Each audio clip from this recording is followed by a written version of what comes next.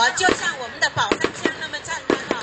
自从我们的范议员来当乡长以后呢，我们什么都美，而且是农产品最佳美丽的代言人哈。有竹笋大家就买竹笋，有杨桃就买杨桃，这个网络消息哈。尤其我国际的友人都打电话问我，范议员是神农那么棒，我一直在卖竹笋。我说对不起，他是乡长啊，哦，就是不一样，对不对？对，就是不一样，连夜晚的天空都不一样。不要怕。哦。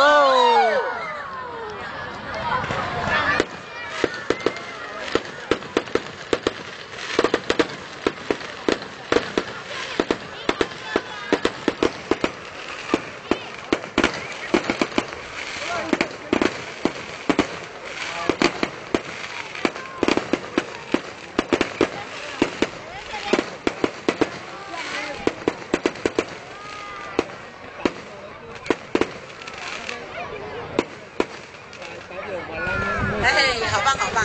还有，然后来，在放烟火的时候啊哈，我们那个施老师的签唱会哈，施老师的签唱会是在我们的那个右前方那边哈，帐篷那边。哎，还有吗？哇，好美的夜晚啊！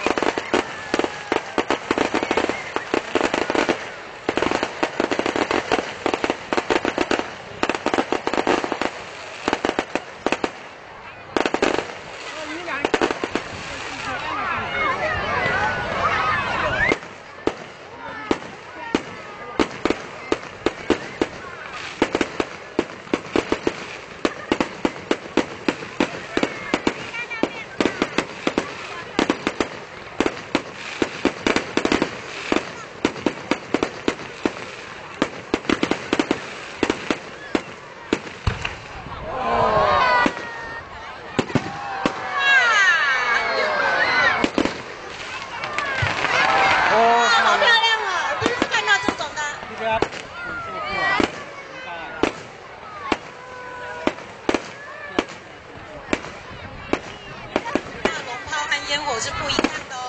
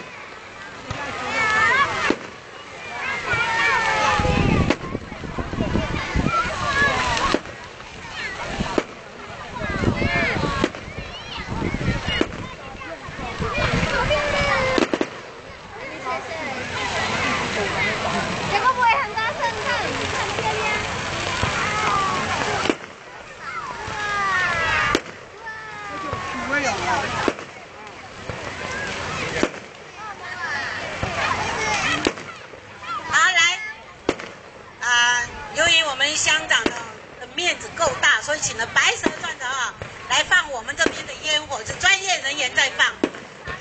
我们在县政府看的还没有这么漂亮。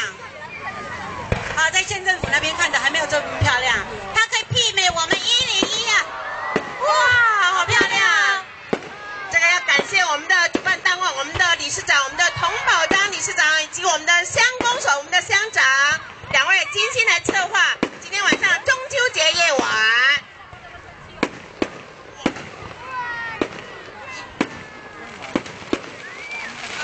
放好久。